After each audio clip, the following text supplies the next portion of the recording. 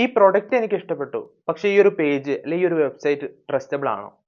പല സമയത്തും നമ്മൾ ഫേസ് ചെയ്യുന്ന ഒരു ഇഷ്യൂ ആണിത്. ഒരു കസ്റ്റമറുടെ സൈഡിൽ നമ്മൾ ചിന്തിക്കുന്ന സമയത്ത്, ഇപ്പൊ നമ്മൾ കഴിഞ്ഞ വീഡിയോയിൽ ഓൾറെഡി പറഞ്ഞു, ഒരു പ്രൊഡക്റ്റിനെ കുറിച്ച് അറിഞ്ഞ് അല്ലെ അത് ഇഷ്ടപ്പെട്ടിട്ട് ആ ട്രസ്റ്റ് വന്നതിന് ശേഷമാണ് അത് പർച്ചേസ് ചെയ്യുന്നത് പറഞ്ഞു.